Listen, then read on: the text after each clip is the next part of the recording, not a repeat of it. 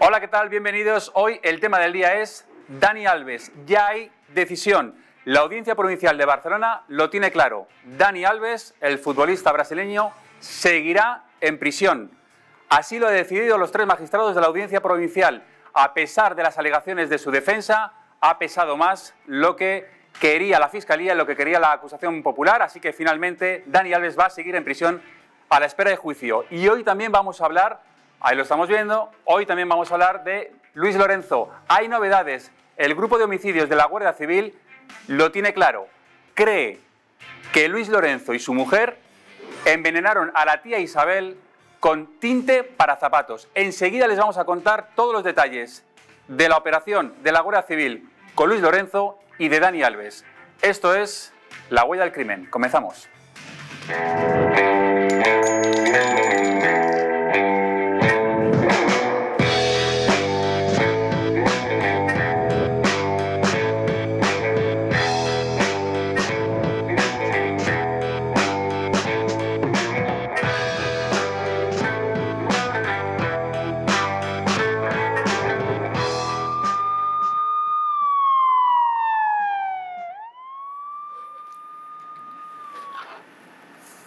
Seguro que se acuerdan de estas imágenes que se hicieron viral en TikTok cuando un energúmeno le pega un bofetón, como están viendo, a esa chica que estaba manteniendo una conversación con personas, con influencers, con muchos seguidores. Bueno, pues hoy, precisamente hoy, es el juicio. La Fiscalía pide 1 año de prisión para ese individuo, para la pareja de esa chica de 24 años que recibe esa brutal bofetada. Enseguida les vamos a contar en qué queda todo eso, les vamos a contar muchas más cosas, pero antes el tema del día es hoy. Dani Alves va a seguir en prisión.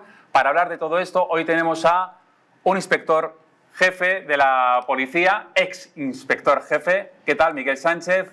Hola, buenos Tenemos a Pablo Pérez, policía. Hola, muy buenas. Y buenos tenemos días, a la David. abogada Carmen Astorga. ¿Qué tal? Muy buenas. Buenos días. Gracias a todos por venir aquí. Vamos con lo que es la noticia del día. Antes les quiero decir que ya saben que nos pueden seguir en todas las redes sociales. Estamos en Facebook, en Instagram, en Twitter y también tenemos un teléfono móvil que ya es su teléfono móvil, apúntenlo. Es el 669-728-673. Ahí nos pueden enviar un WhatsApp con la frase diciendo quiero información y entonces recibirán toda la información de Distrito TV, toda la información de esta cadena en ese teléfono 669-728-673. Pues vamos con lo que es la noticia del día. Dani Alves va a seguir en prisión provisional. Así es como va a esperar el juicio, por lo menos de momento. A pesar de esa vistilla en la que tuvo lugar el jueves pasado, donde se pronunció su defensa, Cristóbal Martel, y también lo hizo la acusación particular y la Fiscalía, finalmente ya la Audiencia Provincial, los 3 magistrados han tomado una decisión y ya lo han notificado en un auto. Dani Alves, hay un elevado riesgo de fuga y va a permanecer en prisión. Tenemos a Loreto Ochando, redactora del Plural. Loreto, ¿qué tal? Muy buenas. Hola, buenos días. Buenos días, Loreto. Al final la noticia, hombre, yo no sé si llama demasiado la atención o no, pero cabía la posibilidad, y era una posibilidad bastante grande, la de que Dani Alves siguiera entre rejas, ¿no? Seguiría en prisión. Sí, claro, es que, a ver, la prisión preventiva está súper tasada y uno de los motivos es el riesgo de fuga. Y este señor, como dice el auto, tiene un elevado músculo económico que le hace muchísimo más fácil que a otra persona cualquiera el poder fugarse. Además, él tiene la doble nacionalidad, es brasileño y hay que recordar que Brasil no tiene tratado de extradición con España. Por lo tanto, si se va a Brasil es que no podemos emitir una orden internacional para que nos lo traigan. Claro, pero Cristóbal Martel había puesto muchas alternativas encima de la mesa. Firmar todos los días en el juzgado, una fianza millonaria, retirada del pasaporte, incluso una pulsera telemática. ¿Nada de eso ha valido? No, porque quiero decir, tú al final, si tienes millones de euros en el banco y puedes montártelo para largarte del país, o sea, es que da igual que te pongan la pulsera, que te pongan lo que sea, te puedes ir. O sea, eso no es como si a ti y a mí nos meten en la cárcel, que obviamente no tenemos esas posibilidades. Él las tiene. Y además estamos ante un delito muy grave con penas de 4 a 12 años de prisión. Es que vamos a ver, que es que este señor no está en prisión por haber cometido un hurto. Me imagino que también, aunque no se entraba en el fondo de la cuestión, que solo se tenía que dirimir si salía o no de prisión, pero también habrá pesado el hecho de que Dani Alves ha cambiado más de versión casi que de camisa, ¿no? Bueno, eso no debería de contemplarse. Cada uno tiene la estrategia de defensa que quiere y una persona que está en calidad de imputada, bueno, de investigada, que se dice ahora, puede decir lo que quiera, tiene el derecho a decir lo que quiera cada vez que declara. A mí lo que me parece es un error de estrategia de bulto. O sea, porque al final tanta contradicción cuando ya ha mantenido la misma versión desde el minuto cero, a quien le perjudica, y mucho, es a él. ¿Cuáles son los siguientes pasos? ¿Hay posibilidad todavía de que recurra Cristóbal Martel, el abogado de Dani Alves? ¿Hay posibilidad todavía de que a lo largo de los próximos meses Dani Alves salga de prisión a la espera de juicio o no? Y claro, tú puedes recurrir cuantas veces quieras. Luego otra cosa es que te den la razón. Lo que pasa que, vamos a ver, no es la primera vez. Quiero decir, aquí nos estamos todos volviendo locos porque es Dani Alves, pero ¿cuántas veces? Bueno, yo he ido a infinidad de juicios de agresión sexual o de pederastia en que el señor que ha estado investigado ha estado en prisión hasta el día del juicio. Se puede comer 2 años de preventiva fácil, aunque parece ser que va a ir bastante rápido la instrucción, o al menos de momento está yendo bastante rápido. Entonces, yo no tengo una bola de cristal, claro, pero de momento parece que la audiencia tiene muy claro que este señor se puede fugar. Si se puede fugar hoy, asumo que se puede fugar dentro de 6 meses. Claro, o sea, que ¿crees que Dani Alves va a estar en prisión preventiva hasta el día de la fecha del juicio? A ver, vuelvo a lo mismo, no tengo una bola de cristal, pero perdón, que tengo un constipado tremendo. Pero si tuviese que apostar, pues en este momento diría que sí, que se va a mantener en prisión, porque tú muchas veces cuando sacas a alguien es porque se ha modificado algo. O sea, por ejemplo, riesgo de destrucción de pruebas. Voy a poner un ejemplo claro. Eduardo Zaplan estuvo en prisión porque había un riesgo evidente de destrucción de pruebas. Una vez no tienes riesgo evidente de destrucción de pruebas, pues les sacas. Eso pasa mucho con los temas de corrupción, pero en este caso es que lo que habría que modificar es el riesgo de fuga, y vuelvo a lo mismo. Si tienes dinero hoy, tienes dinero dentro de un año. Pues Loreto Ochando, muchísimas gracias por atendernos, por contarnos esta última hora, y mejórate. Muchas gracias a vosotros. Hasta luego, Loreto, un beso. Bueno, pues al final es un poco lo que se venía diciendo en los medios, ¿no? Y lo que se venía diciendo en el entorno. Al final Dani Alves sigue en prisión esperando juicio. Sí, efectivamente, Dani Alves sigue en prisión. A ver, era una de las probabilidades que cabían, pero bueno, tampoco estaba 100%. El peso más importante, desde mi punto de vista, es que al final es un caso mediático y tiene más relevancia que pudieran tener otros casos. Porque, por ejemplo, Carmen, digo yo, y lo decía Cristóbal Martel, hombre, si le retiras el pasaporte, ya no es tan fácil que huya de España. Exacto, el pasaporte y otras medidas, como el hecho de ir cada semana o cada ciertos días a firmar al juzgado, ya va a estar localizado. El hecho de la pulsera es súper importante también. Se le puede poner una pulsera, aparte de la orden de alejamiento con la víctima, en caso de que se pueda considerar que la víctima, que existe algún riesgo de algún peligro, alguna reincidencia. Exacto, o demás, que ¿no? Bueno, tampoco conocemos si es el caso, pero bueno, sí que es cierto también que la instrucción, según ha manifestado la audiencia, está a punto de finalizar. El juicio pues no tardará mucho en salir y entonces habrán optado por la vía fácil o aceptable mediáticamente. Claro, es verdad que en la audiencia, en esta vistilla que se celebró el jueves pasado, se dirimía sobre todo esto, ¿no? Lo que es ponerle o no en libertad para la espera de juicio. Pero también es verdad que hemos ido viendo cada vez más informaciones acerca de las versiones de Dani Alves. Ha habido ya hasta 5 versiones. Y ahora lo último es que hay unas cámaras de seguridad, según publica el periódico, que graban a Dani Alves entrando en el baño a la vez que la chica que ha denunciado, que la presunta víctima. Es decir, que contradice un poco también lo que dice Cristóbal Martel. Cristóbal Martel, el abogado de Dani Alves, lo que decía es: si Dani Alves entra en el baño y 2 minutos entra la chica de forma voluntaria, no hay ningún tipo de que la haya podido forzar porque ella entra de forma voluntaria. Pero tenemos ahí este titular del periódico que dice: no, las cámaras graban entrando a Dani Alves y a la denunciante en el mismo momento. Esto, me imagino, también es un revés y un palo Pablo, para la defensa y para Alves. Hombre, efectivamente, no deja de ser un dato más en contra de las declaraciones que ha venido haciendo Dani Alves en este caso. Y en cuanto a lo que comentabais del riesgo de fuga, en este caso, es algo que se da más habitualmente de lo que pensamos. Hay muchos penados que evaden la acción de la justicia, bien cuando ya son condenados y no ingresan en prisión. Tenemos el caso también bastante mediático de Carlos el Yoyas, más conocido como el Yoyas, ¿no? Que es uno de los que tiene que cumplir condena por violencia de género. Ya tiene una condena firme. Efectivamente, en este caso ya tiene condena, pero hay otros que se les pone en libertad a la espera de juicio, libertad con cargos, y cuando llega el momento del juicio, pues no se presentan a ese juicio. Efectivamente se les pone luego la correspondiente requisitoria, pero es difícil dar con estas personas, ¿no? Entonces, bueno, pues es otro de los datos que también... En este caso, Miguel, Dani Alves es conocido mundialmente. Es decir, que también la fuga, en ese sentido, es un poco más complicado porque aunque huyera en coche, como se ha dicho, que puede huir a cualquier país europeo y de coger un avión privado,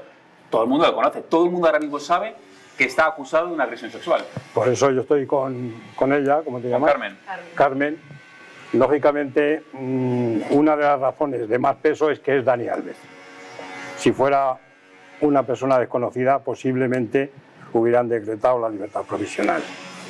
El riesgo de fuga es mínimo, pero sobre todo la repercusión mediática que podría tener el caso si le ponen en libertad es lo que impide que los magistrados, en este caso 3 magistrados, supongo, de la Audiencia Provincial, decidan que continúe en prisión.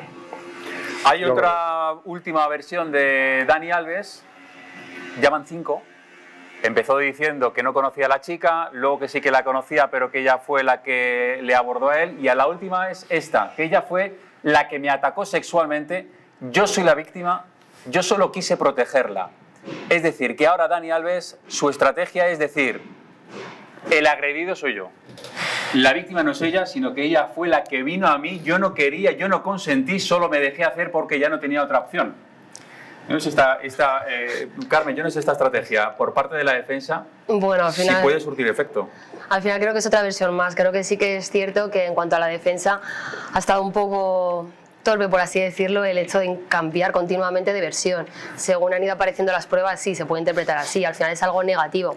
Las pruebas se van a practicar en el acto del juicio oral y al final pues ahí es donde se van a valorar y donde su señoría pues estimará lo que considere. Pero tanta versión es contraproducente, ¿no? O sea, es decir, cuando esto se vaya a aportar todo en el juicio, me imagino que esto también, el que cambie de versión continuamente, el que haya contradicciones, exacto, al final es negativo para él, ¿no? Yo como abogado penalista sí que es verdad que recomiendo, y lo sabrán, que en comisaría o en la Guardia Civil nunca vamos a dejar que declaren. Al final se van a poner a disposición judicial, van a tener que volver a declarar, entonces al final incurrir en contradicciones es fácil. O sea, seas culpable o seas inocente, eso tampoco quiere decir que sea culpable porque haya cambiado de versión.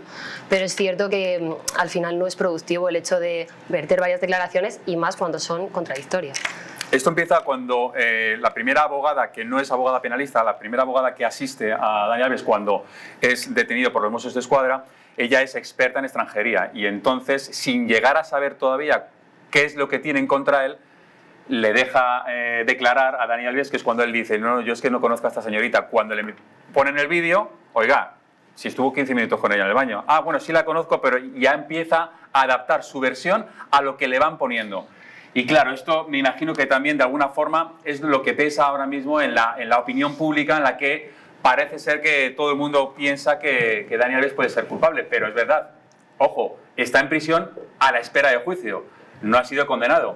Estamos en un Estado de Derecho donde hay que demostrar que es culpable. Él es inocente hasta que se demuestre lo contrario. Él no tiene que demostrar la inocencia, sino todo lo contrario. Hay que demostrar que es culpable y hay que poner unas pruebas encima de la mesa para condenarlo. Efectivamente, tal y como decía Carmen, pues al final tanta contradicción lo que te genera es cuanto menos alguna duda en este sentido, ¿no? Y en cuanto a la fuga, volvemos otra vez, sí es verdad que es un personaje conocido, pero tenemos otros antecedentes como puede ser el caso de Robinho. Robinho le ocurrió exactamente lo mismo, futbolista muy conocido, y está fugado de la justicia italiana y en Brasil, que efectivamente, como bien decís, no tiene ese tratado de extradición. Si hay un tratado de extradición, lo que pasa es que ellos tienen en la Constitución una cláusula en la que no tienen la obligación de extraditar a los nacionales, es decir, a los nacidos en Brasil. Entonces, si por ejemplo, un español comete aquí un delito y se va a Brasil, Brasil sí lo extradita.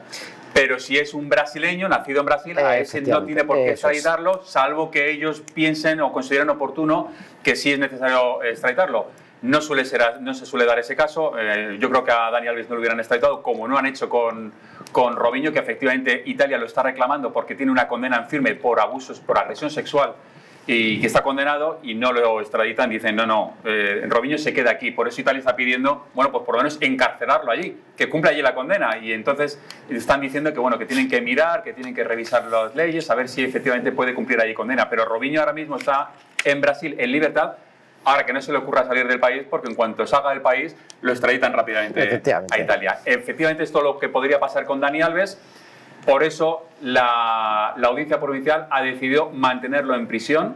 Decir, hay un alto riesgo de fuga, se puede fugar en cualquier momento porque tiene mucho dinero. Y eso que dijo la acusación o la defensa de Dani Alves, Cristóbal Martínez, dijo, bueno, todo ese dinero que dicen que tiene no es tanto, porque le han rescindido ya muchas firmas deportivas el patrocinio, le han rescindido los Pumas, que era el equipo donde jugaba el equipo mexicano, ya no tiene contrato con ellos y ya no tiene tanto dinero.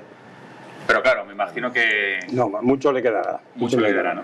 Yo lo que sí que quería añadir con respecto a lo que has dicho, las versiones que vaya dando las diferentes versiones, 5, en un principio no significan nada. Él tiene derecho a, como imputado, como investigado en este caso, pues a decir cuantas quiera. Lo que sí que es cierto que cuando solamente hay versiones contradictorias a falta de otras pruebas, lógicamente a la hora de emitir una sentencia o dictar sentencia van a tener en cuenta precisamente cuando las sentencias se basan en la palabra de la mujer o de la víctima, en que ha sido persistente en su declaración, que no ha variado la misma, y entonces si el otro cambia, lógicamente ya va echándose tierra encima. Bueno, pues seguiremos pendientes de este caso de Dani Alves. Como les digo, la última hora es que de momento sigue en prisión provisional. Vamos ahora con un tema que nos ha llamado mucho la atención. Es una madre que ha sido detenida por dejar a su hija de tan solo 4 años sola en su casa para irse a trabajar a un local de ocio. La niña no paraba de llorar.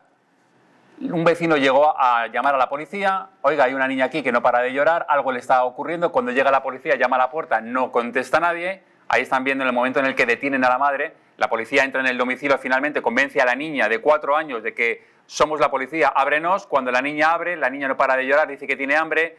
Los agentes lo que ven ahí es pues, una casa sin unas condiciones normales de habitabilidad, sin alimentos, y lo que hace es detener, como han visto, a la madre, que estaba en un local de ocio trabajando, por cierto, embarazada, y que dice que lo solía hacer habitualmente cuando tiene que ir a trabajar, dejar a su hija sola. Y ha habido otro caso también donde han detenido a una madre y a su hijo de tan solo 15 años porque estaba conduciendo el coche. En el coche iba la madre, su hijo de 15 años, evidentemente sin carnet porque no está permitido hasta que no sea mayor de edad, y una niña de 9 años, su hermana, detrás. Han detenido a los dos. ¿Qué está ocurriendo? ¿Por qué todas estas imprudencias? Se lo quiero preguntar a Javier Urra, que es psicólogo, que fuera defensor del menor de la Comunidad de Madrid. Javier Urra, muy buenas. Muy buenas. Gracias. Vosotros. Igualmente, gracias por atendernos. Nos llama mucho la atención las imágenes que estamos viendo cuando la Policía Nacional detiene a una mujer porque deja a su hija de tan solo 4 años sola en casa, la niña llorando, hambrienta y sin alimentos y sin nada, con 4 años. Esto no está permitido, evidentemente. Bueno, es que esto fuera de lo lógica, que es la responsabilidad. Por tanto, la ley de infancia en España que dos situaciones. Es una situación, lo que es una situación agravada. Es una situación porque una niña de... Javier, perdóname, Javier, se te escucha bastante mal porque se te corta el audio. Vamos a intentar retomar la conversación en unos minutos, a ver si podemos arreglar el audio y seguimos hablando porque ahora sí no es imposible. Ahora lo intentamos. Carmen, ¿esto es abandono de hogar o abandono del menor? Abandono del menor. ¿A cuánto se puede enfrentar la madre o qué puede ocurrir con la madre? Pues en este caso, al ser un abandono temporal, porque evidentemente no lo abandona de manera definitiva, sino en un supuesto puntual y además ha sido en varias ocasiones, como ya me ha manifestado, la pena a la que se podría enfrentar sería a 1 o 2 años de prisión. porque se rebajaría en un grado la pena calificada para el tema de abandono de menor de manera directa. Entonces, al final, el hecho de tener la patria potestad es un derecho, o sea, son derechos inherentes a los progenitores y conlleva estar bajo compañía de los menores. Tú no puedes dejar un menor solo en casa y con 4 años. ¿Hasta qué edad se supone que puedes dejar o a partir de qué edad se puede dejar solo a un menor? No está tipificado. Realmente, al final es un tema un poco, puedes tenerlo con la madurez del niño o a partir de los 12 años mínimo. Pero sí que es cierto que también en el hecho concreto, por ejemplo, para el cálculo de la pena se tiene que tener en cuenta pues, la gravedad que pueda existir, el peligro que pueda existir en ese momento, valorar el riesgo para la menor al estar en la vivienda sola. Efectivamente, al ser por la noche una niña de 4 años, es que puede haber abierto la ventana y directamente precipitarse. O sea, el riesgo es elevado. Entonces, pues sí que se puede enfrentar a una pena de prisión. ¿Y hay algún tipo de atenuante? Es decir, ¿es lo mismo dejar a un niño solo porque me voy de cachondeo a tomar unas copas o dejar a un niño solo porque me voy a trabajar y no tengo opción de dejarlo con nadie? Jurídicamente no existe ese atenuante. No hay atenuante. Sí es cierto que el Ministerio Fiscal puede ser más benévolo o menos en el sentido de tener en cuenta que se ha ido a trabajar o no a la hora de calificar su pena. No tiene menos pena porque se ha ido a trabajar, realmente. Vamos a ver si podemos ahora contactar con Javier Urra y le escuchamos mejor, que nos estaba contando precisamente. Y lo que le quiero preguntar, Javier, es ¿qué va a ocurrir ahora con esta niña de 4 años? Porque parece que al cuidado de la madre no es lo más aconsejable, no lo sé. ¿Qué puede ocurrir con ella ahora? Bueno, yo creo que en estas cosas hay que ser muy cuidadosos, muy respetuosos. Mira, las comunidades autónomas tienen la responsabilidad en estos ámbitos de protección de la infancia y hay que valorar, decía antes, si la situación es una situación de desprotección o una situación de riesgo. Si es un hecho puntual, cuál es realmente la familia y el entorno de la niña, si realmente se la vacuna, qué relaciones tienen con un ámbito escolar, etcétera, etcétera. Todo esto, aunque no sea obligatorio la escolaridad todavía, pero hay que hacer un análisis de esa situación porque tampoco se puede ser muy coercitivo en el sentido de retirar fácilmente niños a sus padres. La Comunidad de Madrid tiene 5.000 niños tutelados. Pero es verdad que las situaciones que son de riesgo o que puede ser una situación de desamparo, el Estado, la ciudadanía, tiene que tomar medidas. Por lo tanto, ahora se valora si puede volver con esa madre, si puede cambiar las circunstancias, si la madre es suficientemente responsable, si tiene algún tipo de consumos. Y a partir de ahí se valora, si sería bueno o no la familia extensa, estamos hablando de los abuelos, otras figuras, o convendría que fuera un centro de protección de menores, o que fuera a un centro de acogida, o que se diese el acogimiento, inclusive en adopción, un acogimiento preadoptivo. Tenemos muchas posibilidades, porque lo que es cierto es que los niños no pertenecen a sus padres.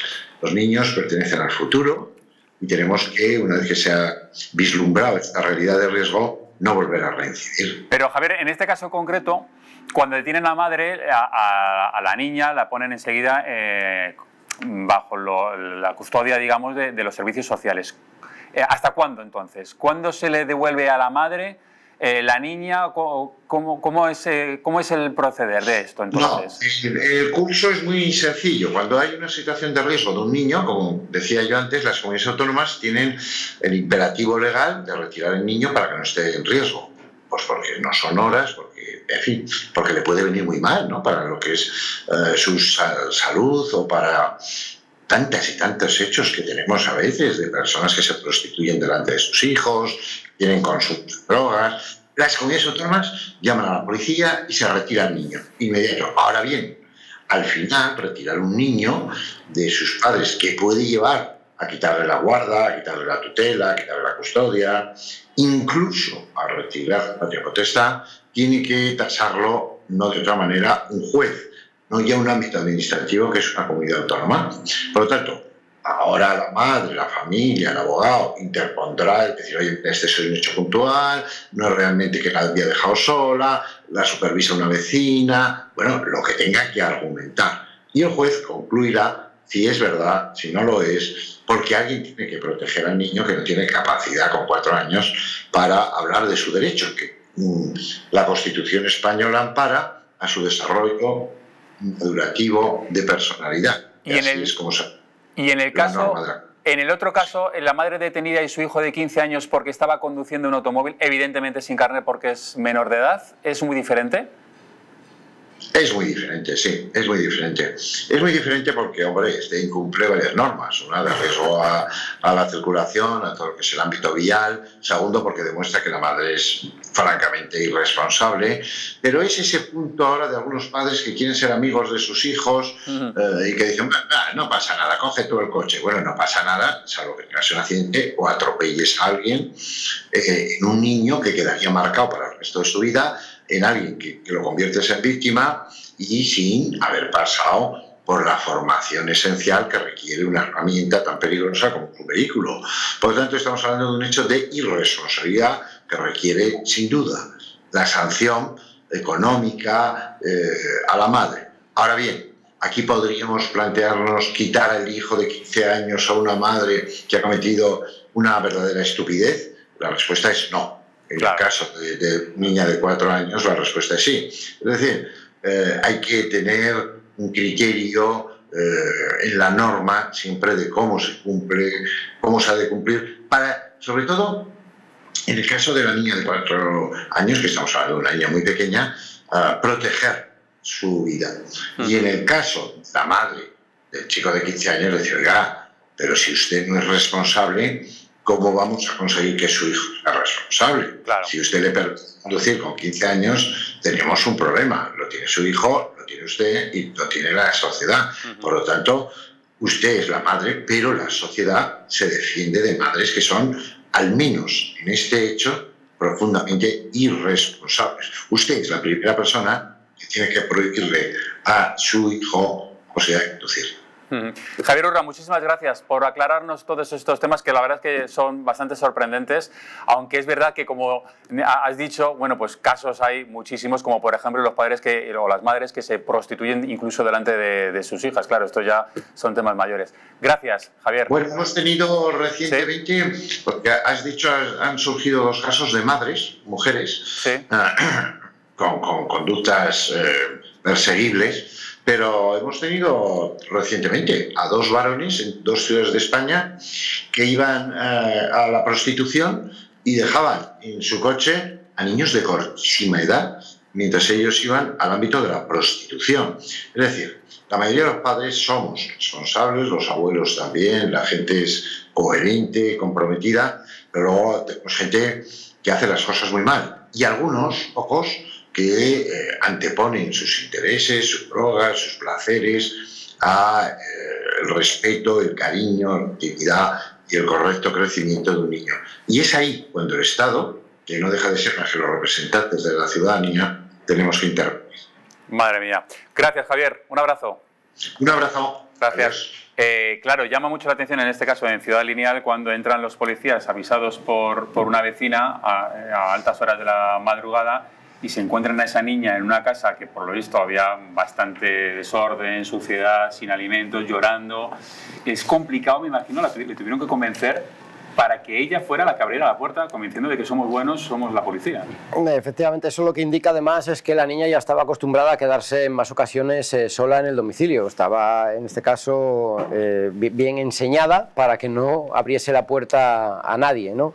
Pero como bien ha explicado ahora mismo, hay que analizar muy bien cada situación en cuanto a lo que es la retirada del menor, ¿no? Yo entiendo que en este caso, efectivamente, se hace cargo los servicios sociales de la Comunidad de Madrid, pero aquí la letrada que me lo podrá corregir mejor, pero efectivamente esta mujer quedará en libertad con cargos a la espera de ese juicio y será quien seguramente hasta ese juicio se haga cargo, salvo que haya indicios que nos guíen en sentido contrario, quien se haga cargo de la menor, ¿no?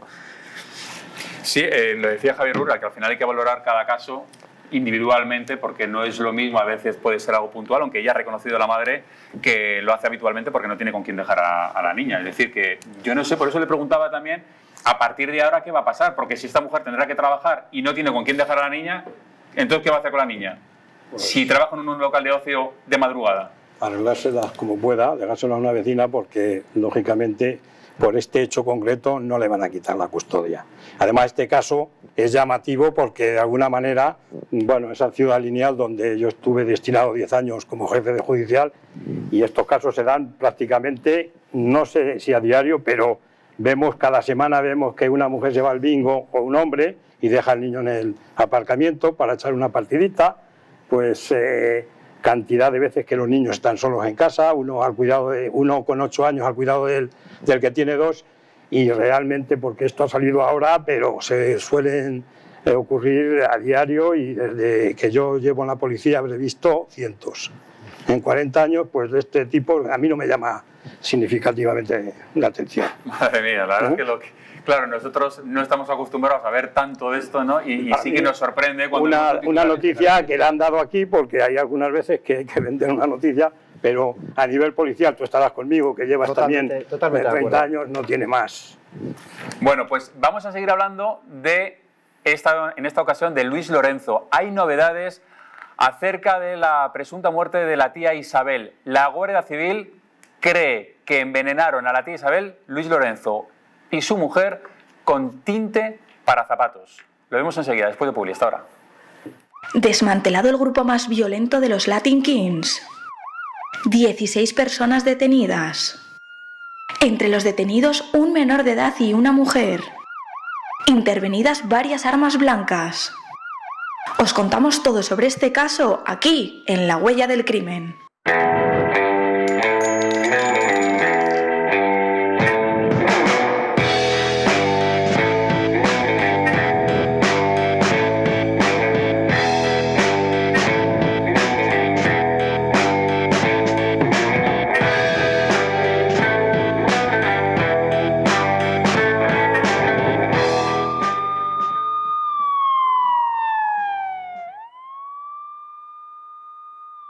Naturhaus es el mejor método para perder peso de forma saludable y sin pasar hambre. Desde la primera visita, una asesora te enseñará a cambiar tus hábitos hasta alcanzar tu peso perfecto. Lo conseguirás gracias a complementos alimenticios a base de extractos naturales y platos deliciosos. Apúntate ya en tu centro Naturhaus más cercano y online a través de naturhaus.es. Naturhaus, 30 años de experiencia en nutrición y dietética. Economics, un programa en Distrito TV donde tendrás acceso a las últimas novedades en mercados, empresa, economía para España y el resto del mundo. Un programa de economía hecho por economistas en Distrito TV todos los martes a las 21 horas. No te lo pierdas.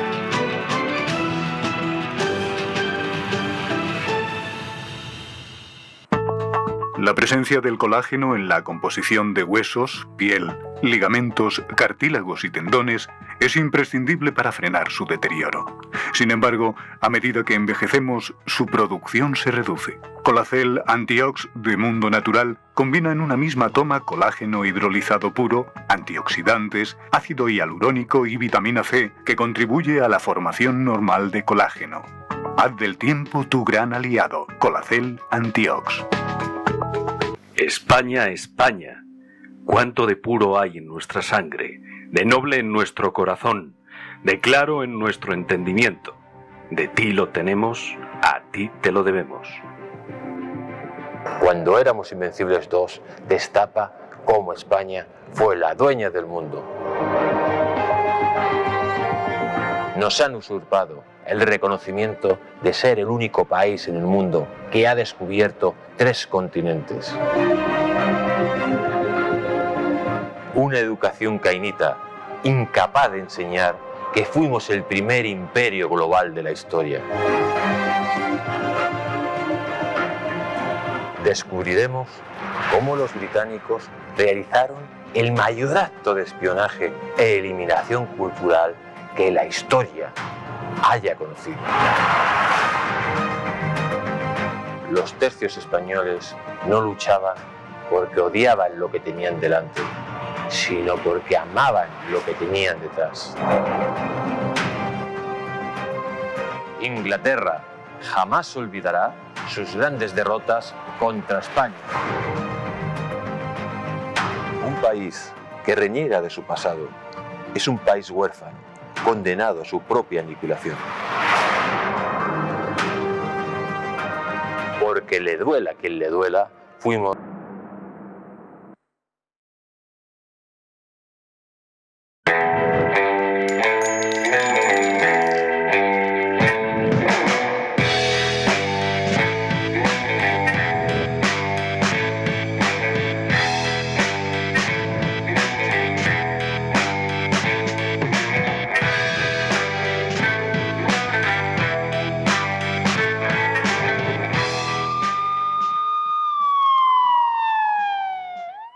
Desmantelado el grupo más violento de los Latin Kings. 16 personas detenidas. Entre los detenidos, un menor de edad y una mujer. Intervenidas varias armas blancas. Os contamos todo sobre este caso aquí, en La Huella del Crimen.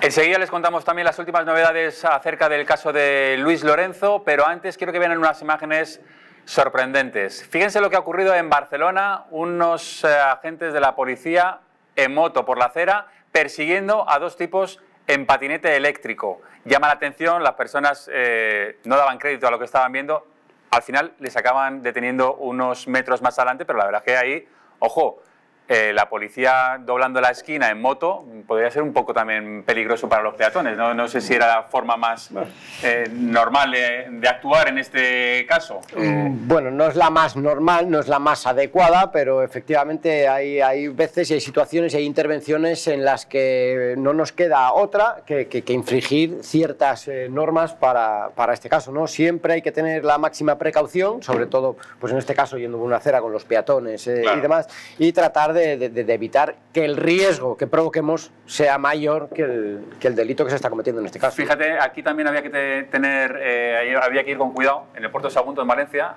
la policía intenta capturar a un jabalí con esa bolsa que tienen ahí, ese saco, para intentar meterlo, pero claro, ojo, capturar un jabalí es complicado, ¿eh? No lo consiguen, se les escapa finalmente. Es difícil. Es verdad que es peligroso el jabalí, es decir, que muy bien la peligrosos. policía porque tiene que actuar, evidentemente, tiene que intentar capturarlo porque puede poner en peligro a cualquier viandante, pero claro, no es tan sencillo, al final el jabalí se les acaba escapando. Y fíjense en esta imagen que ocurre en Lituania, cuando un kamikaze, lo van a ver ahí, choca frontalmente contra otro coche y el impacto es brutal. Impresionante esta imagen que quería rescatar porque la verdad es que llama mucho la atención cuando a veces vemos a muchos kamikazes que se salvan por los pelos. En esta ocasión pues no fue posible y acaba impactando frontalmente contra otro vehículo. Vamos a continuar, ahora sí les vamos a contar las últimas novedades del caso de Luis Lorenzo. El grupo de homicidios de la Guardia Civil ha analizado unos botes que se encontraron en la casa del actor, de tinte de zapatos, lo han estado analizando y han encontrado que tiene grandes cantidades de manganeso. Y saben ustedes que la tía Isabel, según la autopsia, había muerto porque había en su cuerpo grandes dosis, 200 veces más de lo normal, dosis de cadmio y de manganeso, y ahora dicen, hombre, pues esos botes de tinte de zapatos tenían unas dosis altas, ahí están viendo, esos son los botes que encontraron en la casa de Luis Lorenzo. Los mandan a analizar y ven que efectivamente hay una dosis alta de manganeso. Lo que hace la Guardia Civil es, bueno, vamos a pedir un bote original al laboratorio que lo fabrica a ver si es normal o no. Y eso lo hizo la unidad de criminalística de la Guardia Civil. Cuando reciben el informe, ven que efectivamente los botes que había en la casa de Luis Lorenzo tenían una dosis un poco más alta de lo normal, pero no le dan importancia. Dicen, bueno, es una dosis más alta, pero tampoco es relevante como para que sea un indicio. Pero en cambio, Miguel, el grupo de homicidios dice, bueno, si es un indicio, ese bote puede estar manipulado. Y si nosotros tenemos otra serie de indicios que creemos que han podido acabar con la vida de la tía Isabel envenenándola, ¿esto por qué no va a ser un indicio más? Sí, es un indicio, pero también es verdad que, por lógica, estas personas cómo dejan los botes ahí. No sé, es un caso un tanto raro, ¿eh? Es un tanto raro.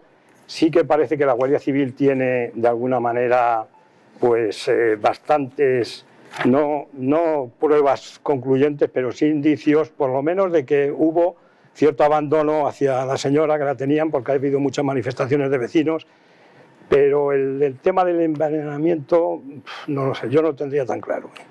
Yo creo que lo que pasa es que es verdad que la Guardia Civil va recabando indicios y demás, pero todavía no hay nada lo suficientemente fuerte, importante, como para decir Luis Lorenzo y su mujer son unos sospechosos claros. De hecho, a lo mejor por eso están en libertad los dos ahora mismo. Sí, efectivamente, no existe ninguna prueba concluyente o que sea un indicio más destacable para ello. De hecho, las contradicciones, sí que había vecinos que comentaban que estaba desamparada, que no le hacían caso, que tal, que no se le asistía, incluso que no la alimentaban. Pero también las personas, las dos chicas que habían pasado por la casa para ayudar, tienen versiones contradictorias. Una alegaba un abandono total y la otra, por el contrario, la última, decía que la trataban muy bien y que quería estar en la vivienda con ellos. Ojo, porque esa última luego fue a declarar ya también como investigada. Es decir, que al final había ahí también una relación, podía haber una relación contractual, y la Guardia Civil incluso llegó a investigar a esta mujer, pero sí es verdad que claro, no se les está investigando por ser unos excelentes sobrinos ni ser unos excelentes familiares. Es decir, que una cosa es que no se portaran bien con su tía y otra cosa es haberla envenenado y haberla matado. Son dos cosas totalmente diferentes si les está acusando de envenenamiento, de un homicidio. Efectivamente, porque si no tendríamos que irnos al mismo artículo del abandono del menor anterior, pero en este caso de una persona vulnerable, ¿no? o incapaz, como pudiese ser su tía. Son cosas totalmente distintas, y para acusar, en este caso, de un homicidio, efectivamente necesitamos, como bien ha dicho la abogada, pues unas pruebas que sean concluyentes y que realmente les sienten en el banquillo como investigados, ¿no? Claro, ahora mismo lo que tiene la Guardia Civil es, cuando la tía Isabel está conviviendo con Luis Lorenzo y con su mujer, la mujer de Luis Lorenzo va al notario hasta en 5 ocasiones para cambiar, primero para tener un poder y poder manejar las cuentas. De hecho, hay un momento en el que el poder que le dan es limitado, no le dejan tocar los fondos que tenía la tía Isabel, y ella va otra vez al notario para decir, no, por favor, quiero un poder general, un poder amplio, un poder que me permita ir al banco y retirar todos los fondos. Ese es uno de los indicios. Decía la Guardia Civil que lo que querían era fiscalizar las cuentas de la tía Isabel, saber exactamente lo que tenía para poder apoderarse del dinero que tenía. Luego también dice, es que cuando muere la tía Isabel, a las pocas horas hay una retirada importante de dinero. Y luego está lo de el cadmio y el manganeso. Pero ¿cómo le puedes eso de alguna forma asociar a que esa importante cantidad de metales pesados que tenía el cuerpo de la tía Isabel fueran suministrados o administrados por Luis Lorenzo o por su mujer de forma voluntaria para acabar con su vida? Es que eso es lo complicado, sí, ¿no? Es que al final el interés económico, bueno, por lo que sabemos del caso, sí que se puede dar a entender por el hecho de acudir varias veces al notario, efectivamente, por el dinero que se ha sacado, por las grandes cantidades. Entonces, que tuviesen un interés económico tampoco quiere decir, efectivamente, que asesinasen a esta señora o que la envenenasen. Al final, también la manipulación de los botes, en el supuesto que las cantidades sean de tal cuantía como para ser consideradas causa de envenenamiento, que también ha sido un poquito contradictorio en el sentido de que no tenía una cantidad tan sumamente elevada como para que supusiese esas 200 veces más de cadmio en el cuerpo de Isabel. Entonces, bueno, me reitero que el caso está un poquito sobre pinzas y creo que no hay nada concluyente. Es que encima hay dos versiones, digamos, o dos informes de la Guardia Civil. Sí. Está el grupo de homicidios que dice, no, esto es importante, lo que hemos encontrado en los botes de tinte de zapatos, y en cambio está el de criminalística que dice, hombre, pues tampoco es una cantidad relevante. Es curioso que incluso dentro de la Guardia Civil haya informes diferentes que apunten a una cosa o a otra. Sí, pero eso denota que hay imparcialidad dentro de los investigadores, ¿no? Que no se quedan con una versión y ya van a ello, y entonces dicen, no, bueno, vamos a ver qué opina otra unidad. Y luego además en la autopsia no se detectó que hubiera nada, si se hubiera administrado esa cantidad de manganeso vía oral o tal, hubiera quedado restos en el esófago, en la garganta, y la autopsia dijo que no había restos de nada de eso. Había un informe incluso de unos expertos que decían que ese aumento de 200 veces más de la cantidad de cadmio y de manganeso dentro del cuerpo de la tía Isabel podía deberse al propio proceso de descomposición tras la muerte. Luego, esto ya, cuando empiezas a poner tantísimas dudas encima de la mesa, al final es lo de indubio pro reo, es decir, si tienes dudas, siempre hay que favorecer al reo. Y en este caso parece que hay dudas importantes como para acusar a estas dos personas. Sí, efectivamente, hay dudas más que razonables para poder acusarles y de hecho, bueno, a lo mejor puede ser uno de los indicios por lo que tampoco se encuentran en prisión provisional. Como habíamos comentado antes, tampoco son, bueno, es conocido dentro de lo que cabe, pero no tiene la otra relevancia que podía tener el caso que hablábamos al principio. Sí, lo de Dani Alves, que lo comentamos. Exacto. Dani Alves, acusado de agresión sexual, espera juicio en prisión. Luis Lorenzo y su mujer, acusados de asesinato o de homicidio, en cambio están en libertad. Sí. ¿En qué cambia? ¿En que uno tiene más dinero que los otros y por eso el riesgo de fuga? Porque la pena puede ser mayor incluso la de Luis Lorenzo. Sí, exacto, pero quizás según ha dicho al final la audiencia, es lo como referencia ha hecho. La cantidad que tiene, la situación económica de Alves, pues no es la misma que ellos. Al final el riesgo de fuga es en lo que más se está basando, porque evidentemente hay otras medidas menos restrictivas de privación de libertad o de control para poder evitar ese riesgo de fuga. En este caso no se ha dudado, no ha existido prisión provisional para ninguno de los dos.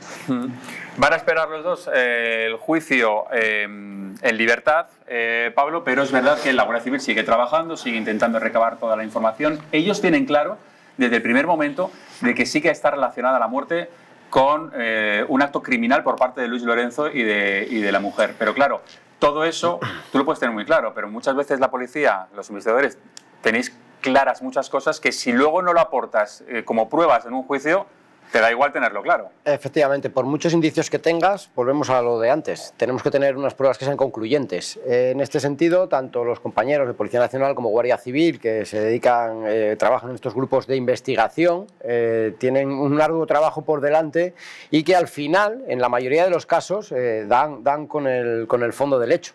Entonces, confiemos realmente en el trabajo que están haciendo nuestros compañeros. En ese sentido, dejemos que sigan con esa investigación, con esa línea, y llegará el momento en el que seguramente, si ha sido como ellos dicen, pues conseguirán esas pruebas concluyentes, y en caso de que realmente pues, no consigan esas pruebas concluyentes, pues tendremos que cambiar un poco o bien esa línea de investigación o bien tirar por otro lado. Vamos con otro tema.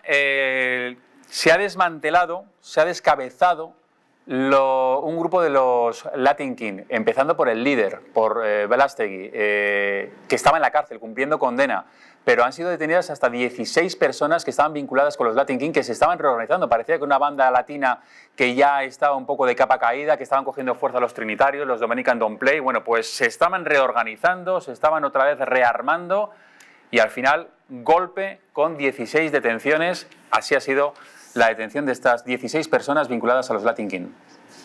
Encabezada la facción más violenta de los Latin Kings en España, la cual buscaba asegurar el territorio frente a bandas rivales y tratar de expandirse a otras zonas a través de la denominada Operación Torcidos, que ha permitido la detención de 16 personas, entre ellas el fundador de la organización en España. Se trata de un grupo perfectamente organizado, con una clara finalidad de cometer delitos y sobre todo con una férrea disciplina interna. La operación, iniciada en 2021 a raíz de una agresión con armas blancas en la localidad madrileña de Galapagar, derivó en unas investigaciones que han permitido conocer las actividades de esta facción no reconocida por la estructura original de los Latin Kings y que buscaba volver a los orígenes de la organización. Los Latin Kings estarían captando a menores para formar parte de este capítulo. Precisamente el jefe de la misma era el fundador de los Latin Kings en España, quien cumplía condena en la prisión coruñesa de Teixeiro y que trataba de reconstruir su banda a través de disidentes de la estructura original, de la cual el líder había sido expulsado a raíz de su condena, entre otros delitos por violación, algo rechazado por las normas de esta banda.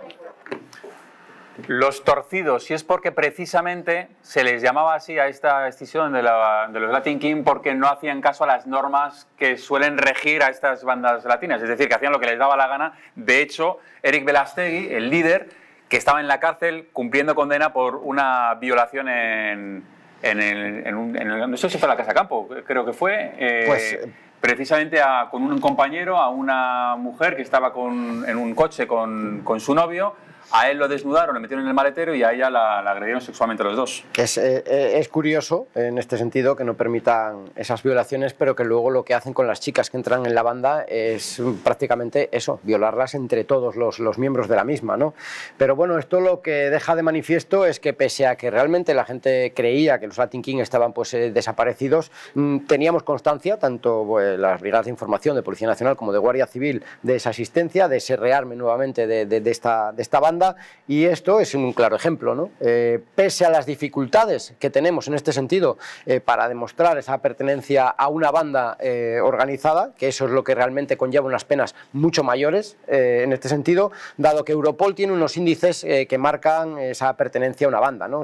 En Europa son 4 índices, que son la colaboración entre más de 2 personas, el que actúen en un tiempo prolongado o indefinido en el tiempo, la comisión de delitos graves y la búsqueda de beneficio o poder. Pues en España, aparte de esos 4, le añadimos otros 2 más, que sería un ámbito internacional y además un reparto específico de tareas. Que cada uno tenga un rol diferente. Esto, ¿no? Claro, entonces en este sentido están muy jerarquizadas, ¿no? Totalmente, están perfectamente jerarquizadas, pero a nosotros muchas veces tenemos muchos problemas para demostrar todos estos índices. ¿Por qué? Porque realmente los jueces tampoco tienen esas herramientas para poder demostrar esto, ¿no? Nosotros evidentemente exigimos pues, los pinchazos telefónicos, el hacerle seguimientos, entradas en diferentes sitios, y el juez lo que nos exige pues, son pruebas para poder aportarnos todas esas herramientas. ¿Qué pasa? Pues que es la pescadilla que se muerde la cola, ¿no? Pruebas que estamos viendo, por ejemplo, ahora en pantalla, que es lo que se ha requisado la Guardia Civil cuando entra en esas instalaciones con esa Operación Torcidos, que lo han llamado precisamente para detener a las 16 personas. Fíjense el machete que, entre otros, que han encontrado, que es precisamente el arma principal, ¿no?, de estas bandas latinas, los machetes. Vamos a escuchar a José Antonio Berrocal, que es Guardia Civil, cómo contaba cómo había sido esa operación. La Operación Torcidos ha permitido desarticular o descabezar la facción más violenta del grupo de Latin King en España. La facción más violenta de los Latin King, que se estaban reorganizando en Galapagar. Desde la cárcel lo estaba haciendo Verástegui, ya les digo, el líder que estaba cumpliendo condena en una cárcel de Teixeiro, y desde ahí, junto con su novia y con otro grupo más, estaban, digamos, reorganizando otra vez la banda, pero ha sido traicionado. Se supone que ha sido traicionado por miembros de su propia banda, precisamente por ese ansia de poder, que querían llegar a la cúpula, querían llegar a sustituirlo como líder, y le han traicionado, y a raíz de aquí, de una reyerta que hubo en Galapagar, la Guardia Civil empieza a tirar del hilo y acaba desmantelando prácticamente toda la banda de los Latin King.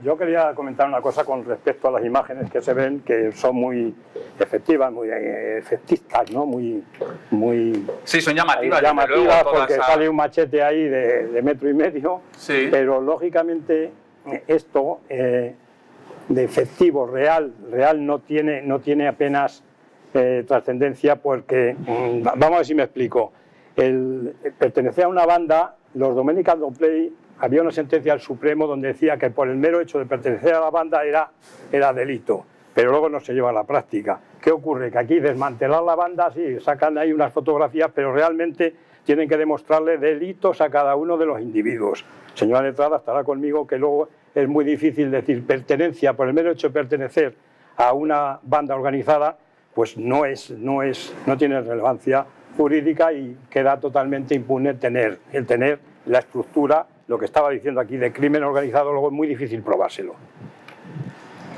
¿Cuántos años es por pertenecer a la banda criminal? ¿De cuántos años estamos hablando? Aparte de que luego tienen delitos a sus espaldas, todo lo que quieran. Exacto, porque... y al final está dividido por el rol que ocupas. Los cargos directivos o miembros con tareas de organización, coordinación, los que organizan al resto.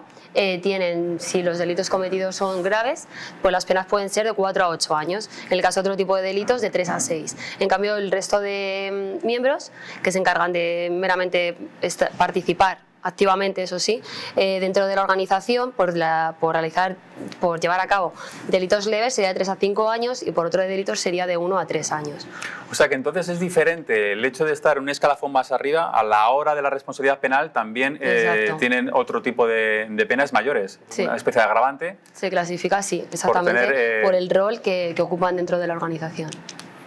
A este individuo, a Eric Velastigui, que es muy peligroso evidentemente, ya estaba cumpliendo condena, como digo, por esa violación, se le van ahora a ampliar seguramente todavía más años de cárcel, lo cual tampoco es una mala noticia, el hecho de que este individuo no pise durante mucho tiempo la calle, porque ya ha demostrado que es bastante peligroso.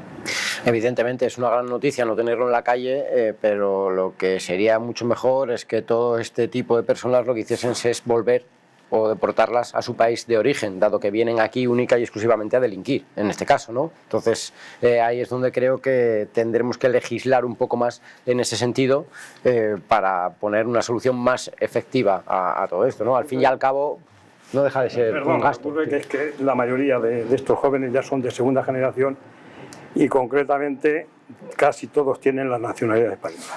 En este caso, este es ya más antiguo todavía y no es el caso, pero sí tiene razón. Pero los miembros ahora son de segunda generación y son prácticamente todos de nacionalidad española, entonces esa medida pues nos ha tomado precisamente por eso, pues no se puede.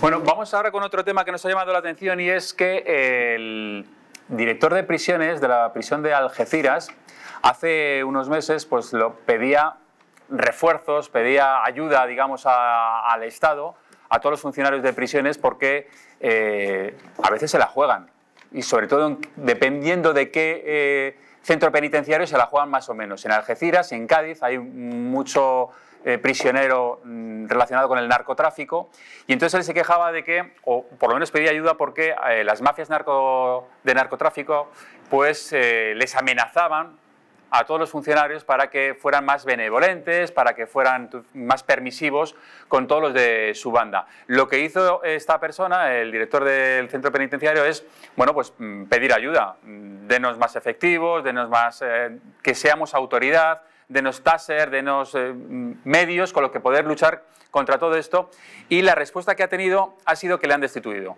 Le han llamado por teléfono y le han dicho que ya no cuentan con su confianza y le han retirado de ese centro penitenciario y le han alojado en otros servicios. Fíjense que no tiene confianza el gobierno, el Estado, no tiene confianza en él y por eso le ha despedido, pero sus compañeros, fíjense cómo le despedían a esta persona. Ellos sí que confiaban en él, parece ser que es bastante apreciado entre todos ellos. No sé si tenemos las imágenes para poder verlas cuando le aplauden, digamos, entre todos cuando él se despide. Enseguida vamos a ver las imágenes, pero llamaba la atención, Pablo, ahí las estamos viendo. Llama la atención precisamente eso, ¿no? Que te retienen la confianza cuando tú lo único que has hecho es pedir medios para tus compañeros, algo que yo creo que es bastante normal, te despiden y en cambio tus compañeros pues te despiden de esta forma. Mira, este es uno de los tantos cadáveres que va dejando el señor Marlaska a lo largo de su legislatura. Empezamos a recordar, si quieres, pasamos desde Sánchez Corbí, que era jefe de la UCO, la Guardia Civil, vamos a José Antonio Nieto, jefe del Servicio de Prevención de Riesgos Laborales de la Policía Nacional, y llegamos a Pérez de los Cobos también, otro más. Pérez de los Cobos, que fue el que intentó investigar cuando la pandemia, ¿no? Bueno, si hubiera habido algún tipo de responsabilidad. No es que intentase investigar, es que tenía una orden judicial para que investigase pues si hubiese habido alguna irregularidad en esas manifestaciones masivas cuando pues, poco antes de encerrarnos en casa, ¿no? por la pandemia. Y efectivamente eso fue lo que alegó el señor ministro, que no le había informado de la investigación que estaba llevando a cabo, cuando realmente a quien debía informar, en este caso única y exclusivamente, era a su señoría, que era quien le había pedido esa investigación, ¿no? Y en el caso de José Antonio Nieto, Policía Nacional, pues pasó más o menos parecido. Allá por, no recuerdo muy bien si fue en diciembre o enero, justo antes de saltar esta crisis, hizo un informe en el que solicitaba medios de protección para los policías, sobre todo en puestos fronterizos, como fueron los aeropuertos. Pues al salir a la luz este documento pidiendo todo esto, y y era por el entonces por el que pues había un hombrecito ahí en el gobierno que salía diciendo que en España iba a haber 1 o 2 casos aislados, pues efectivamente crear alarma no les gustó y lo que hicieron fue cesarle también completamente. Entonces, bueno, pues es como te digo, uno más. Miguel, ¿vas a decir algo? Sí, quería comentarle. Tu compañero, ¿estás en activo? Sí. Bueno, pues eres un valiente, enhorabuena, porque, oye, lo mismo te cesan. Yo eso lo puedo decir porque estoy jubilado y yo puedo meterme con el ministro, pero, en fin, reitero lo que ha dicho, que es un valiente, pero el ministro concretamente nos ha dejado tirados bastantes veces. Totalmente. En la valla Melilla, en este caso, a los funcionarios de prisiones. Y vamos, no quiero seguir contando pero vamos, que puedo hacerlo. Pues ahora no viene la ley de seguridad ciudadana también. Ahora no viene la reforma de la ley de seguridad ciudadana. En muchísimas ocasiones no defiende a la policía, ni a la Guardia Civil, ni a los funcionarios de prisiones. Y es una pena, porque tú lo sabrás mejor que yo, que tienes más años que yo de experiencia aquí, la imagen que tenía el señor Marlaska antiguamente, en cuanto a Policía Nacional y Guardia Civil, era maravillosa. Y ha tirado por tierra esa gran imagen que tenía porque, como bien ha explicado, nos ha dejado vendidos completamente durante toda esta legislatura. Ha pasado de ser un buen juez a un mal político. Totalmente. Bueno, pues vamos a continuar con más cosas. Por ejemplo, ¿se acuerdan de esa bofetada que se hizo viral en TikTok? Hoy ha sido el juicio. Enseguida les contamos las novedades de qué es lo que ha ocurrido con ese energúmeno que le pega esa brutal bofetada a esa chica que estaba hablando en esa red social. Después de publicidad, hasta ahora. Una niña de 4 años sola en casa llorando más de 1 hora. Un aviso por parte de los vecinos. Una mujer detenida. No era la primera vez que lo hacía. Hoy, en La huella del crimen.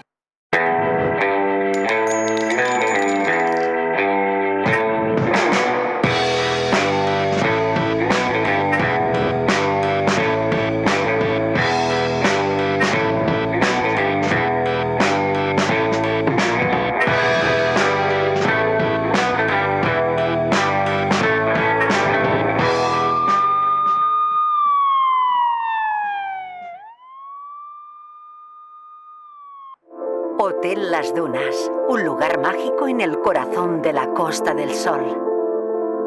En primera línea de mar, situado en un oasis de armonía, tranquilidad, enfocado en la salud y bienestar de nuestros huéspedes. Desconecta del estrés y la monotonía del día a día. Estancias con programas exclusivos y personalizados de salud, rejuvenecimiento y control del peso. Elegancia y bienestar junto al mar, sin renunciar a la actividad y la vida saludable. Descubre Las Dunas Hotel Health and Spa, el más exclusivo de toda la Costa del Sol.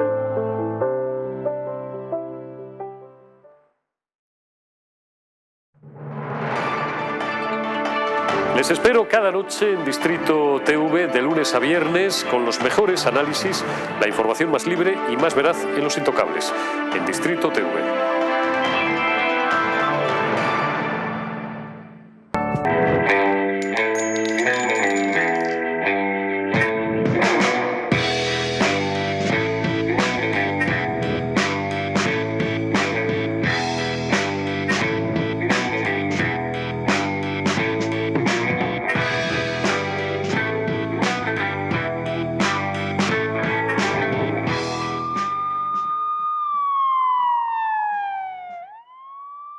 Una niña de 4 años sola en casa llorando más de 1 hora. Un aviso por parte de los vecinos. Una mujer detenida. No era la primera vez que lo hacía. Hoy, en La huella del crimen. Vamos ahora con una operación policial. Ha dado un golpe a la mafia georgiana que estaba asentada aquí en España. De hecho, la Policía Nacional ha colaborado con la policía georgiana para detener hasta 25 personas. Así ha sido la operación de la detención de estas personas que se dedicaban a robar en viviendas de Madrid. Fíjense cómo va. Pablo, esto no lo puedes explicar tú mejor. La cantidad de efectivos que van a este tipo de operaciones para intentar evitar todo lo que se pueda, el riesgo que aún así sigue existiendo, evidentemente, en estas operaciones, porque no sabes cómo te van a responder. Sí, está claro. A ver, estamos enfrentándonos a personas que saben perfectamente a lo que vienen, que además es algo habitual de lo que ya tenemos constancia desde hace varios años. Estas mafias georgianas suelen tener también los papeles bastante bien repartidos, y para evitar pues que pueda surgir cualquier contratiempo, siempre trabajamos pues con superioridad, y en estos casos con más todavía, ¿no? Aunque suele ser, como podemos ver, pues en horarios más bien intempestivos, para pillarles de sorpresa y que tampoco tengan mucha reacción. Sí es verdad que bueno, demuestra una vez más pues esa gran labor de nuestros compañeros de los grupos de investigación, y acaba pues con estas mafias que nos dan la sorpresa cuando volvemos de vacaciones, ¿no? Y llegamos y nos encontramos el piso pues patas arriba. Esas operaciones suelen ser siempre de noche, me imagino, para tener esa baza, ¿no? de la sorpresa, ¿no? Cuando están... Suelen ser pues eso, unas horas donde tú puedas pillar de improviso a las personas que vas a detener, ¿no? ¿Para qué? Para evitar pues eso, que puedan estar prevenidos, que puedan reaccionar. En este sentido pues los pillas durmiendo, y la detención es mucho más rápida y con mucho menos riesgo en este sentido, ¿no? Al principio veíamos, no sé si se ha escuchado, que la policía siempre que va a acceder a la casa primero es abran policía, y luego ya con el ariete suelen depende, reventar la puerta y entrar. Depende. En esta ocasión sí, por eso me llama la atención que inmediatamente después de decir abran policía, con el ariete revientan la puerta. Digo, ¿para qué avisan? Claro, entonces... Normalmente en este tipo de intervenciones, nos lo puede confirmar, se lleva un auto, una orden judicial para entrar en el domicilio, y vamos, prácticamente no se pide permiso, se entra porque lo que necesitas sobre todo es esa sorpresa, sí, para no tener capacidad de reacción los que están dentro, ¿no? Pero hay que avisar policía, porque estas bandas pueden imaginar a lo mejor que es otra banda, o que es alguien... Una banda rival, a lo mejor. Una banda rival, o alguien que intenta entrar, entonces hay que avisar que es policía. Si no te pueden recibir ahí de mala manera. Efectivamente, ¿sí? Tenemos que dar el alto policía, por ese motivo.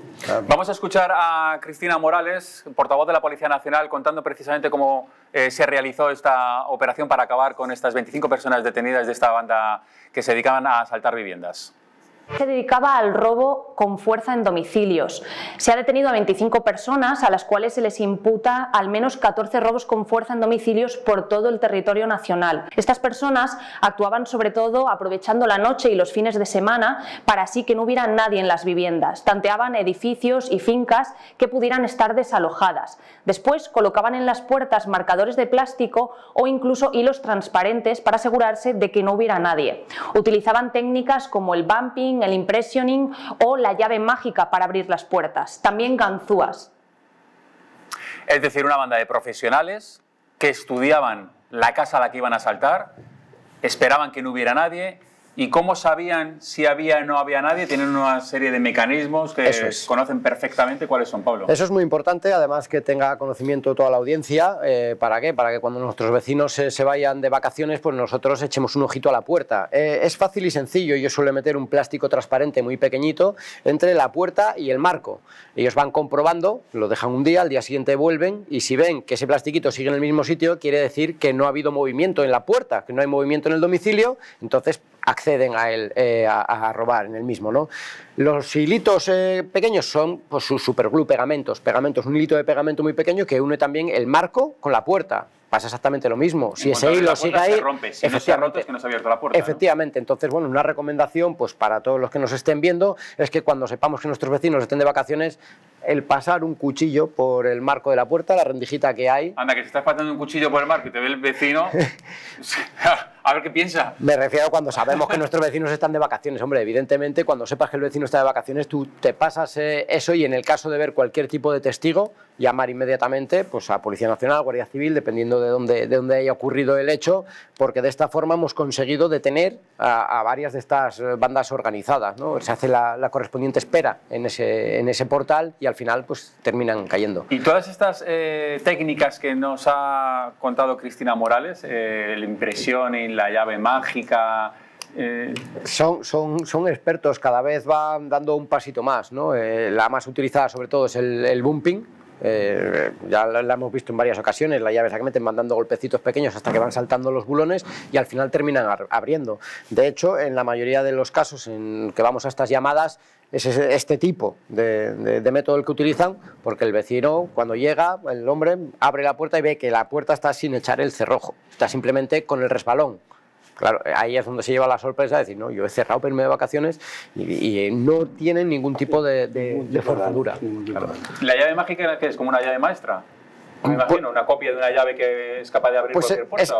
Es más o menos igual, lo que pasa que suelen utilizarla también, es una llave que no tiene las marcas hechas, viene con los carriles y suelen utilizar papel albal, le meten un papel albal que se va ajustando un poco también a los bulones y consiguen que al final pues hacerla funcionar. Lo bueno de esta, bueno, no sé si decir lo bueno, de esta banda es que no esperaban a que la gente estuviera fuera para asaltar las viviendas. Sí. Se han incautado de un montón de relojes, de joyas, de dinero en efectivo, es decir, que tenían un gran botín, pero claro, es mucho más peligroso cuando estas bandas actúan y hay alguien en casa, ¿no? Porque a lo mejor ya corre peligro la integridad de las personas que están procuran evitarlo. Se dan casos de que por la noche entran y está la persona acostada, pero por lo general, del 90-95%, comprueban que no hay nadie en el domicilio. Entonces, al menos el riesgo físico de los moradores no existe. Sí, se dan casos, pero excepcionales. A este tipo de bandas no les gusta el enfrentamiento, quieren el trabajo sencillo y de hecho el delito por el que se les juzga que sea un robo con fuerza. Ellos no quieren ningún tipo de robo con violencia, ni lesiones, ni nada por el estilo. Vienen única y exclusivamente a robar y cuando no haya nadie en casa. De hecho, en alguna ocasión, como bien ha comentado, si entran en un domicilio y hay alguien dentro, no plantan cara. O sea, se dan la vuelta y se van directamente. No, pues eso es una suerte, porque desde luego si te roban... Es el dato positivo de la noticia negativa. Pero también no lo vemos como que es una regla fija. No, en delincuencia no hay regla fija. No hay regla fija. Hay alguna vez que puede haber un loco por ahí que se meta con los moradores. Generalmente estamos hablando de generalidades. Y lo que vigilan es la casa, no al individuo, ¿no? Quiero decirte que ellos el objetivo que se marcan es la vivienda que quieren asaltar, pero sin saber siquiera el poder adquisitivo de los inquilinos, ¿no? Es decir, totalmente.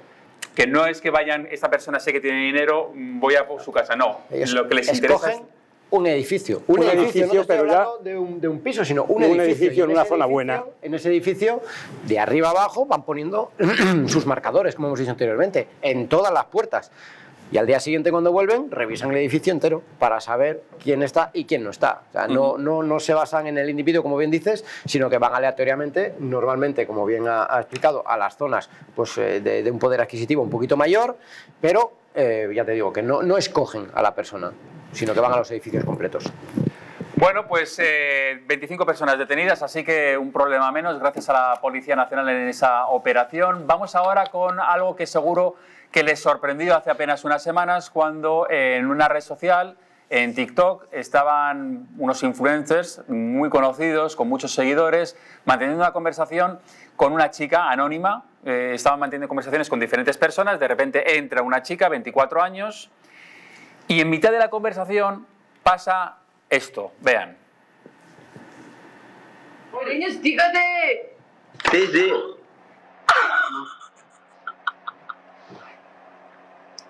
Bro. ¿Qué cojones, tío?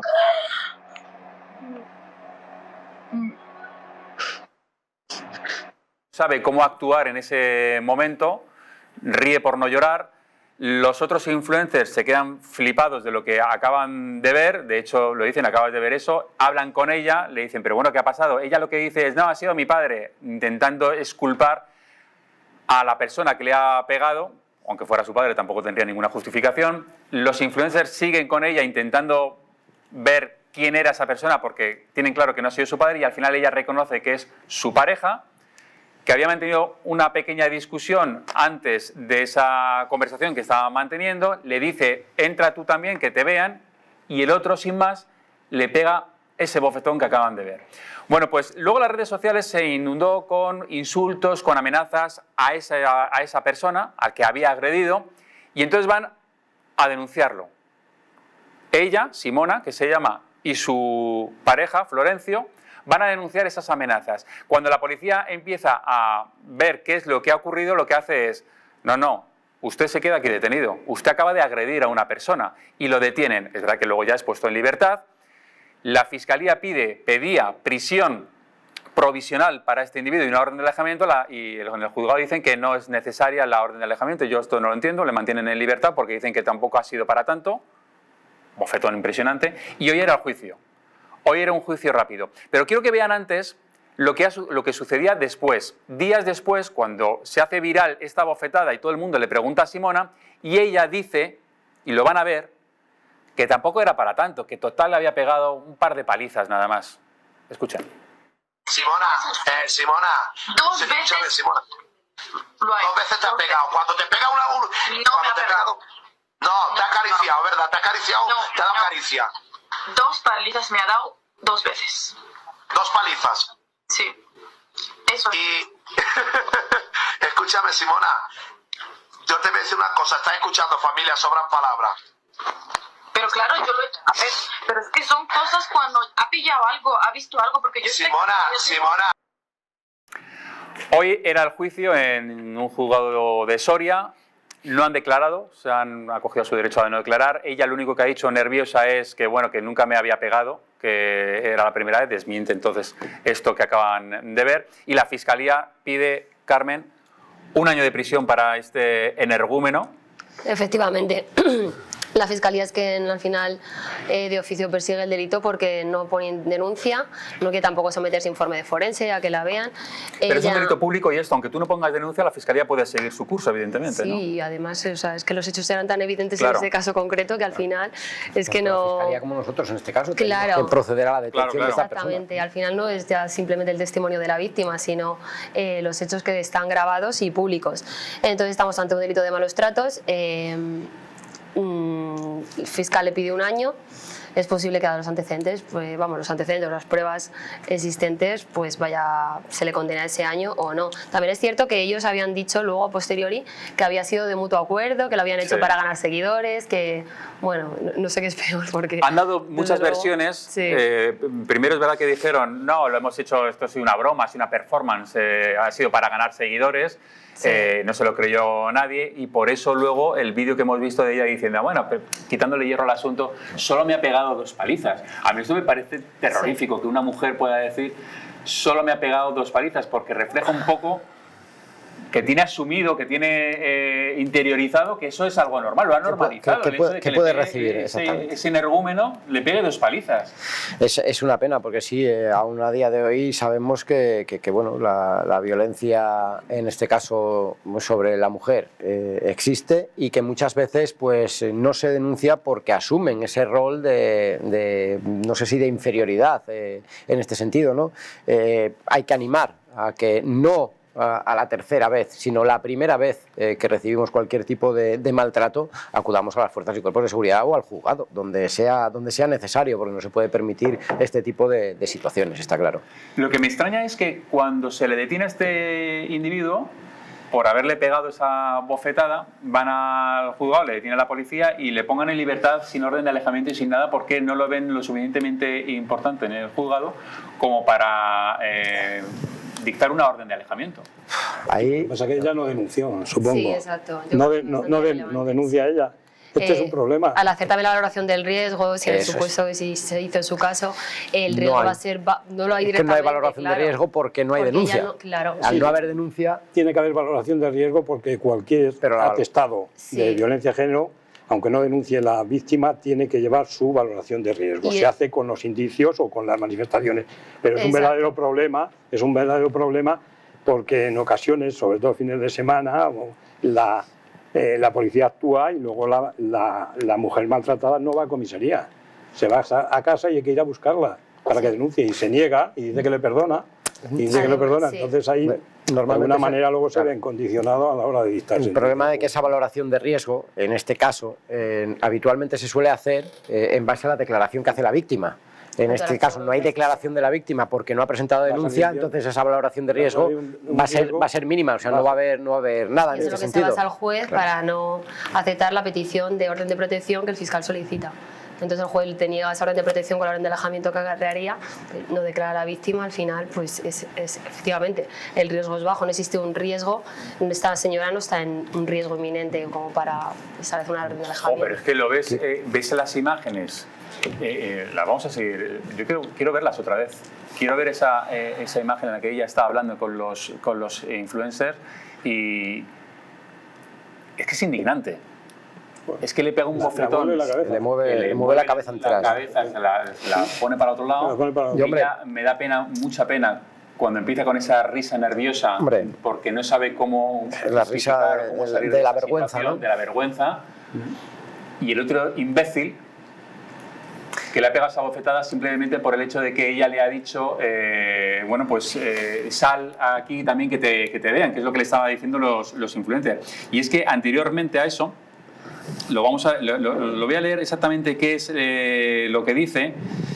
Dice, me cago en tu madre, me cago en tus putos muertos de mierda que eres. Eso es lo que le dice Justo antes de darle la bofetada le dice todo esto. Y entonces Simona interviene y le pregunta, cariño, ¿pero por qué te pones así? Sonríe a los chicos, sonríe a los chicos y les dice que es su padre. Y dice que ¿por qué me pongo así? Puta gente de mierda que sois. Entonces le dice, ven, sal, que te vean, y le pega esa bofetada. O sea, un tío que se ve agresivo, muy violento, y a mí me parece que incluso peligroso que conviva con esta chica, porque si por esa tontería le pega ese bofetón... Claro. Aquí volvemos a lo de siempre, ¿no? Yo creo que esa chica no está segura. Los datos que pueda tener su señoría para decretar o no decretar ningún tipo de orden preventiva. Y luego, en este tipo de situaciones, si ocurre algo a posteriori, ¿quién es el responsable? Ahí es donde dejamos la duda esa, ¿no? Que quién puede tener responsabilidad en el caso de que este chico agreda nuevamente a esta mujer o incluso algo peor. Es complicado, pero volvemos a lo de siempre. Las herramientas que tienen los jueces también son limitadas. ¿Y cuál es la solución a esto? El protocolo, ¿qué es lo que indica? Es decir, es que aquí te lo están televisando, es decir, te lo están, hay una prueba muy gráfica de un bofetón. Ella luego dice que solo son 2 palizas las que le ha pegado. Estamos hablando entonces de un tío que le está continuamente 2 palizas más este bofetón, que a mí también me parece brutal, pues ya estamos hablando de 3. Y ahora mismo está en libertad. Piden 1 año, que se quedará en nada, porque 1 año al final no entras en prisión ni nada, se sustituirá por alguna multa o no sé qué puede pasar con... No, que se quede suspendida la pena si no tiene antecedentes penales y se queda en suspenso, supeditada que no delinca en los próximos 2 años. Y es que ¿Y paga una multa o algo? No. ¿Tiene que hacer algún trabajo social o algo? En principio no tendría por qué, porque tampoco nada. tenemos parte de lesiones para que tenga que pagar por responsabilidad civil y... Entonces al final es un tirón de orejas a este tío, no lo vuelvas a hacer y poco más. También es cierto que pienso que tampoco le hubiese servido de mucho el hecho de poner una orden de alejamiento, porque si ella no tiene intención de denunciar, tampoco se va a cumplir esa orden de alejamiento. Entonces sí que se recogería en un auto, pero... No, lo peor es que van a continuar viviendo juntos. Exacto, es que van a continuar viviendo juntos, entonces la orden de alejamiento no tiene sentido porque lo va a incumplir ella. Y que muchas veces, pese a tener esa orden de alejamiento y seguir conviviendo, nos encontramos, como bien lo sabrás, en muchas ocasiones hemos detenido a lo largo del mismo mes o en 2 meses 3, 4, 5 veces a una pareja porque siguen conviviendo juntos y esa orden de alejamiento sigue en vigor. Y el quebrantamiento de esa orden de alejamiento es un delito, entonces por eso se procede a su detención. Él y ella también, ¿no? Él siempre.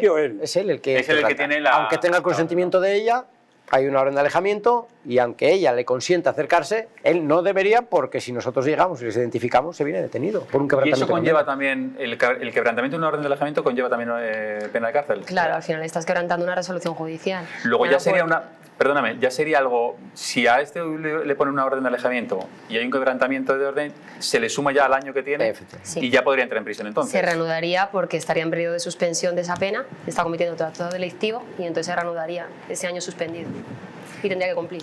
Vamos a escuchar otra vez a la chica. Cuando le pega esta paliza y las redes sociales arden y le empiezan a preguntar que cómo consiente esto, ojo, es verdad que es muy complicada esta situación, también para ella. Es decir, que yo para nada estoy poniendo en duda ni juzgo a esta chica, que tiene sus motivos y además las mujeres que han sido maltratadas pues tienen sus miedos y es una situación complicadísima. Yo lo entiendo perfectamente, el intentar justificar por todos los medios a aquel que te está maltratando. Pero es verdad que llama la atención y creo que hay que denunciarlo y que hay que ponerlo encima de la mesa y que, no sé, hay que actuar de alguna forma para protegerla. Vamos a escuchar lo que dice, cómo justifica diciendo que tan solo son 2 palizas.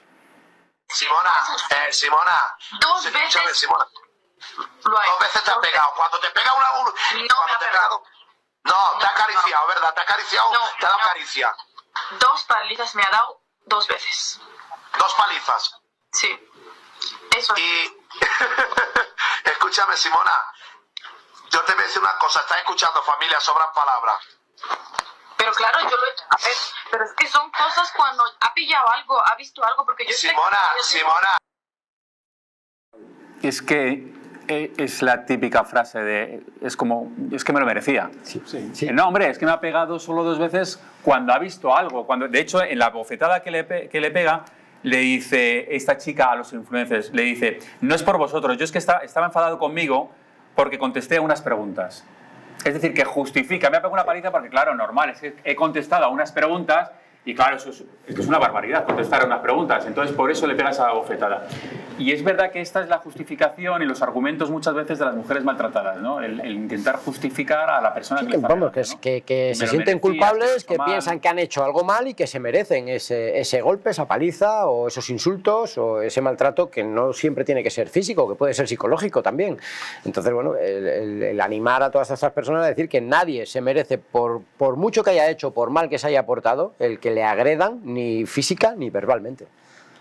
Y ante esto, Miguel, pues estamos viendo que poco se puede hacer, que el protocolo tiene que denunciar, tiene que haber una serie de indicios para ver que hay un riesgo para la chica, y si no lo hay, en la calle, a volver a vivir juntos y que Dios te bendiga. Y efectivamente. Es que es difícil el problema es difícil de abordar, porque no vamos a poner un policía y meterlos en un domicilio donde cada pareja tenga problemas de convivencia.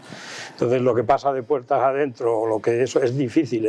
El tema yo creo que está bastante manido y todo el mundo intenta dar una solución, pero es muy difícil dar con algo que realmente no la tiene. No la tiene hoy por hoy. Yo creo que pasa por educación, más que porque es que no se puede no se puede de alguna manera. ¿Cómo vamos a poner una pareja de policías en cada familia o en cada...? Porque esto ocurre también, aquí tenemos unos antecedentes, pero hay veces que no hay ningún tipo de denuncia previa y hay un caso de violencia de género, y entonces ¿cómo vas a evitar eso?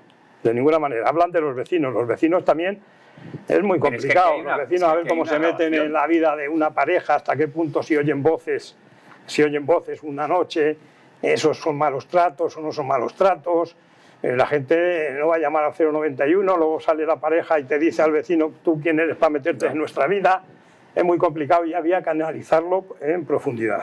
Pero es que en este caso concreto, Carmen, es que hay una grabación, es que hay una prueba. No, en este caso concreto, efectivamente, procede, quiera o no quiera ella denunciar, procede la detención y abrir un procedimiento penal. Seguramente la condena. Pero luego las consecuencias de que se vuelvan a juntar, claro, no hay quien lo pare, porque se van a juntar y no vamos a vigilar todas las víctimas. Y van a estar viviendo en su casita juntos. Tenemos bastante con las que realmente salen con un riesgo extremo, un riesgo muy alto, que ya estamos saturados. Nuestros compañeros de las unidades de atención a la familia y a la mujer, de las UFAM, están saturados y tenemos un ratio muchas veces en UFAM Protección de un policía para cada 60 víctimas.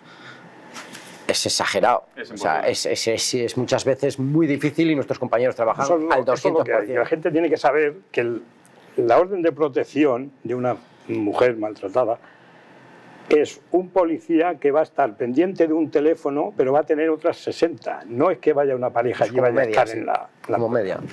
Bueno, pues suerte a esta chica y a la mínima que denuncie y con mucha precaución, la verdad que da miedo esto. Gracias por estar ahí, gracias a todos por haber venido esta tarde a La Huella del Crimen, y a ustedes también por estar ahí un día más. Mañana volvemos, como siempre, aquí en La Huella del Crimen. Hasta entonces.